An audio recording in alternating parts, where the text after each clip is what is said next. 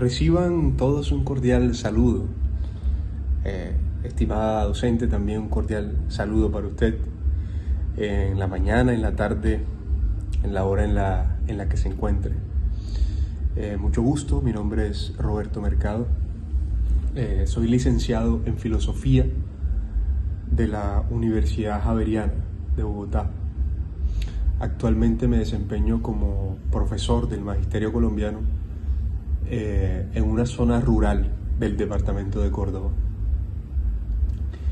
Y esta reflexión sobre la cronología de la educación sostenible, desde cuándo se empezó a hablar de educación sostenible, es bastante pertinente, ¿no? Sobre todo por el contexto en el que yo me muevo y existo, donde hago mi ejercicio docente. Este video no es un cuento, digámoslo así, alegre, ni un discurso de biblioteca. Es la historia cruda, desgarrada, de cómo la educación comenzó a entender que no puede seguir siendo cómplice del daño al mundo, ¿cierto? La educación que no puede limitarse o que no puede seguir limitándose a aprender a escribir, a aprender a leer. En este respecto hay una frase del director rural de la escuela donde dice: o la educación es ambiental o no es educación. No es un tema para hablar de lejos, ni para adornar discursos de tinte político. Muchas veces escuchamos políticos, ¿no?, que estas son sus banderas. Sin embargo, no deja de ser o no deja de convertirse muchas veces en discursos y banderas políticas que no tienen accionar o no se concretizan, no se materializan.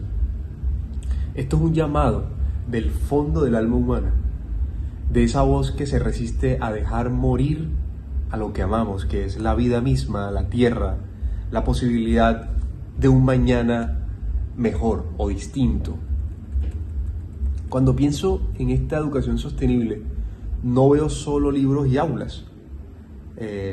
Observo la tierra agrietada, los ríos secos del municipio del que yo me crié. El río se secó.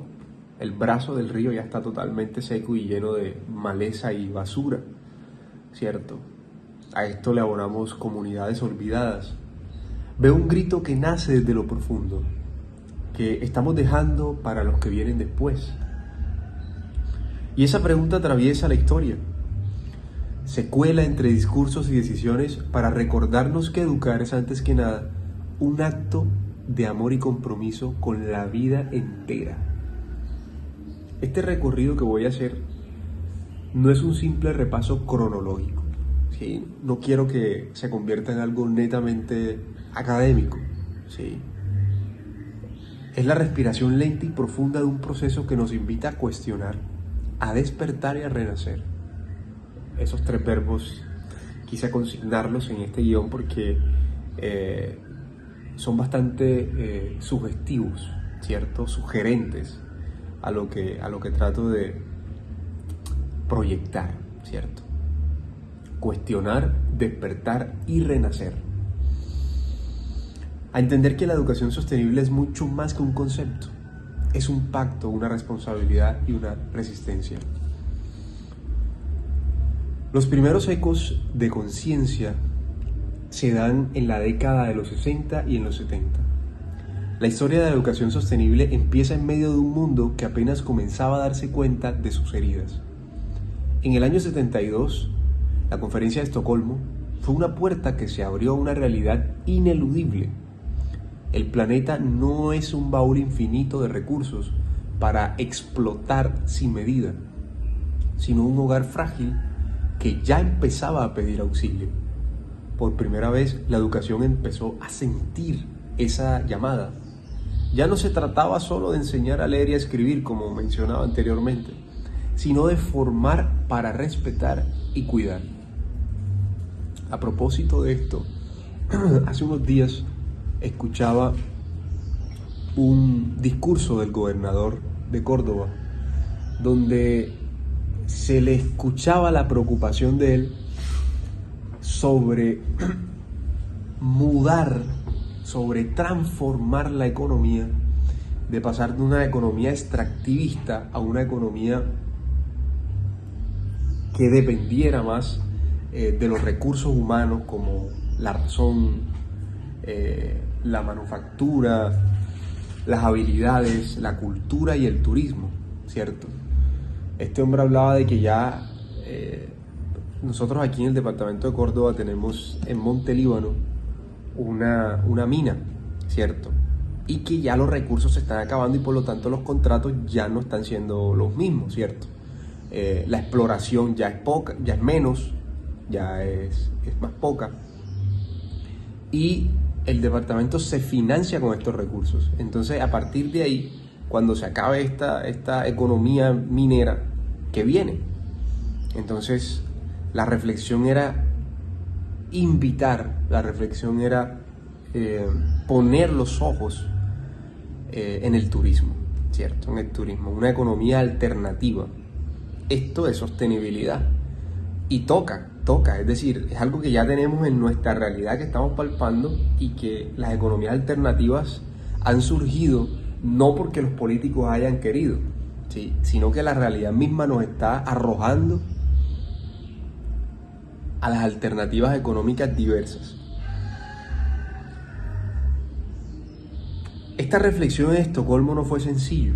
La educación caminaba con la venda puesta todavía, con la ignorancia cómplice de que podía seguir enseñando, ¿cierto?, sin pensar en el impacto real.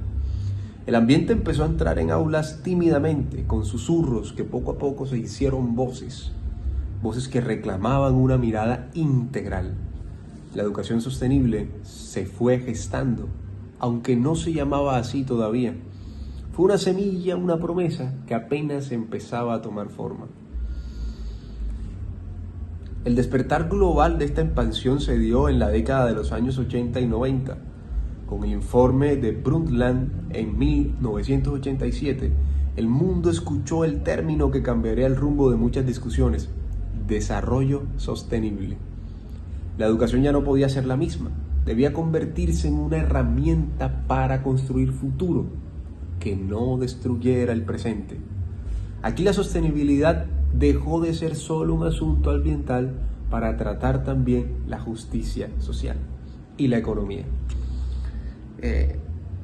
Cabe resaltar aquí que al hablar de sostenibilidad no solamente estamos hablando de diversificación económica y de un trato amable con el medio ambiente, ¿sí? Esto que también habla profundamente el Papa Francisco, ya fallecido, en la Laudato Si, sino que también aborda la justicia social. La UNESCO fue uno de los faros que guió esta transformación, impulsando la educación ambiental y fomentando la conciencia crítica. Pero la educación sostenible era y sigue siendo una tarea pendiente. Se necesita que cada estudiante entienda que el planeta no es un escenario, sino un actor central en la historia de la humanidad. Que aprender y vivir están ligados a cuidar. Y que la justicia social es parte del desequilibrio que la sostenibilidad busca sanar. Retos. ¿Cuáles son los retos? Y aquí es donde la historia se vuelve urgente, íntima y profunda. En América Latina, autores como Gudinas y Acosta nos invitan a ir más allá del desarrollo económico y escuchar otras voces, las de los pueblos originarios, las que viven en equilibrio con la naturaleza. El buen vivir se presenta como una alternativa radical y necesaria que propone que el bienestar no se mide en consumos, sino en la calidad de nuestras relaciones con el entorno y los demás. La educación sostenible, entonces, es también una educación del alma, que debe enseñar a pensar críticamente y sentir el dolor ajeno y actuar con justicia social. No basta con reciclar o plantar árboles. Es necesario repensar las raíces mismas de nuestra forma de vivir para que la sostenibilidad sea una experiencia real y cotidiana, no una palabra vacía.